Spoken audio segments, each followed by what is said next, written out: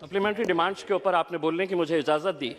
इसका मतलब यह है कि आप सप्लीमेंट्री डिमांड्स के ज़रिए आप सरकार से पैसा मांग रहे हैं सरकार चलाने के लिए।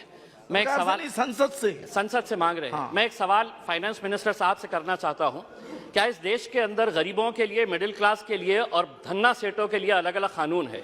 मैं आपको बताना चाहता हूं, अगर इम्तियाज जलील 50 लाख रुपए का अगर लोन लेता है और वो लोन डिफॉल्ट करता है तो बैंकों को ये इख्तियार है कि मेरा नाम, मेरे गारंटर का नाम, मैं जो प्रॉपर्टी मॉर्गेज कर रहा हूं उसका एडवर्टाइजमेंट अखबार के जरिए वो देकर मेरी प्रॉपर्टी सीज करते हैं और मुझे बदनाम करते हैं मैं 50 लाख रुपए का लोन लिया हूं।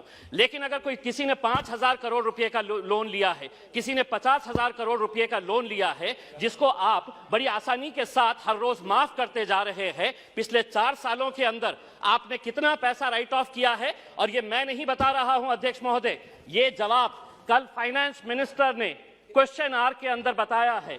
तो सुनिए, उसके अंदर पिछले 4 साल के अंदर कितना पैसा 8,48,186 करोड़ रुपीस का लोन राइट ऑफ किया गया है। और जब हम इनसे पूछ रहे हैं कि किसका पैसा ये आपने राइट ऑफ किए हैं, तो जवाब सुनिएगा अध्यक्ष महोदय, आपको भी हैरानी होगी जो जवाब फाइनेंस मिनिस्टर मैडम ने दिए हैं। उसमें लिखा है, RBI has informed that under the provisions of Section 45E of the Reserve Bank of India Act 1934, RBI is prohibited from disclosing borrower-wise credit information. RBI ये आपको कह रहा है कि हम आपको डिटेल नहीं दे सकते हैं कि कौन बड़े धन्ना सेठों ने पैसा लिया है, ये देश को आप नहीं बताएंगे।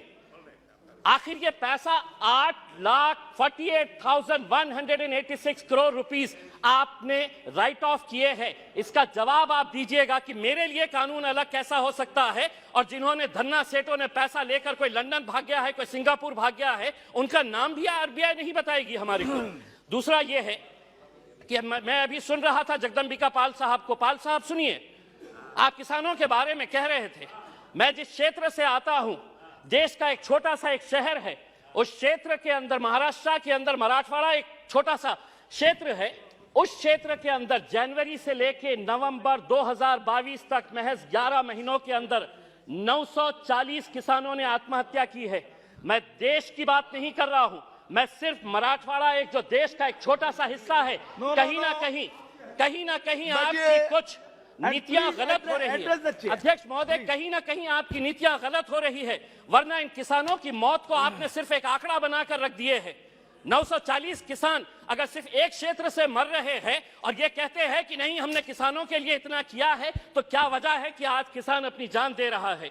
आप ये कहते हैं कि प्रधानमंत्री उज्ज्वला गैस स्कीम के अंडर में आपने 10 करोड़ लोगों को दे दिए हैं। आप ये आंकड़ा बताइए, कितने ऐसे गरीब लोग जो पहले हम भी मानते हैं, हम भी खुश हुए थे, हमने भी स्वागत किए थे कि ये लोग जब अलग अलग तरीके से गैस की जगह पहले लकड़ी के ऊपर, कोयले के ऊपर है तो अपना खाना बनाते थे, आपने गैस दिए, लेकिन कितने लोग अब दोबारा रिफिल करने के लिए जाते हैं? क्या यह सच्चाई नहीं है कि पिछले 7 सालों के अंदर, 7 साल पहले गैस के सिलेंडर का रेट 450 रुपये था, आज आपने उसको 1,080 रुपये किए हैं, और ये उम्मीद कर रहे हैं कि आप जितना पैसा एडवर्टाइजमेंट के ऊपर लगा रहे हैं कि प्रधानमंत्री उज्ज्वला योजना के ऊपर, वही पैसा अगर आप दे देंगे तो शायद इन गरीबों को फायदा होगा।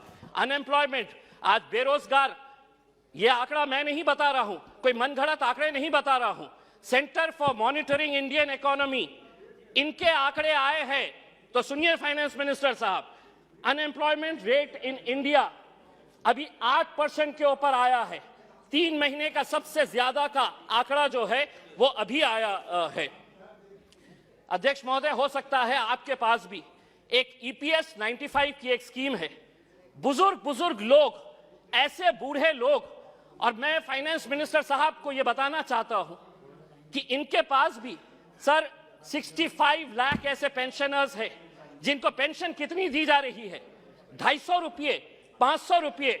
फाइनेंस मिनिस्टर साहब से मैं इसलिए मुखातिब हो रहा हूं कि ये मेरे शहर से आते हैं। अगर देश के फाइनेंस मिनिस्टर साहब, मैं आपको कहता हूं, लीजिए एक नाम भी नोट करिएगा, सुलोचना गडप्पा, 70 साल की महिला है, औरंगाबाद में रहती है। सुलोचना गडप्पा, फाइनेंस मिनिस्टर साहब नोट करिए, आप औरंगाबाद शहर से ही आते हैं। उसको कितनी पेंशन दी जाती है? 250 रुपये। 70 साल की कोई बच्चा नहीं है, वो 250 रुपये के अंदर वो अपना घर का बसेरा करेगी। मेरा ये कहना है कि पेंशन स्कीम के अंदर आपके पास कितना पैसा है, वो पैसे से ईपीएस 95 के पिछले कई सालों से, और हर एमपी को इन लोगों ने खून से अपना लेटर लिखकर आपको निवेदन दिया है कि हमारे लिए कुछ तो भी करिएगा करके, आपके पास भी दिए हैं, आपकी भी फोटो छपी थी उसमें। दूसरा ये है कि आप ईएमआई के रेट्स तो बढ़ा रहे हैं, होम लोन का रेट बढ़ गया, व्हीकल लोन का रेट बढ़ गया, आप एफडी का रेट क्यों नहीं बढ़ा रहे हैं? क्या वजह है कि आप ये रेट्स के अंदर तो बड़ी आसानी के साथ फैसला ले लेते हैं, लेकिन एफडी का रेट जब बढ़ाने की बात आती है तो आप इसके अंदर कोई फैसला नहीं लेते हैं। आप एजुकेशन के लिए पैसा मांग रहे हैं। मैं ये कहना चाहता हूं अध्यक्ष महोदय, अगर स्कूल में टीचर नहीं, कॉलेज में लेक्चरर नहीं, और अगर अस्पताल के अंदर डॉक्टर नहीं, तो वो इमारतें किसी काम की नहीं है।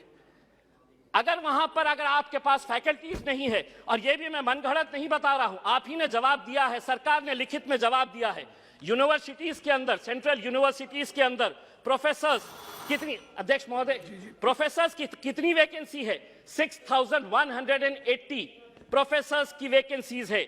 आईआईटीज और आईआईएम्स, बहुत सारे बीजेपी के हमारे सदस्यों ने कहा कि देखिए हमारे राज्य के अंदर हम कितने आईआईटीज और आईआईएम्स बना रहे हैं। इमारत बनाने से तालीम नहीं पहुंचाई जा सकती है, उसके लिए आपको लेक्चरर्स की जरूरत रहेगी। आईआईटीज के अंदर 4502 लेक्चरर्स प्रोफेसर्स की वैकेंसीज है, आईआईएम्स के अंदर 493 वैकेंसीज है।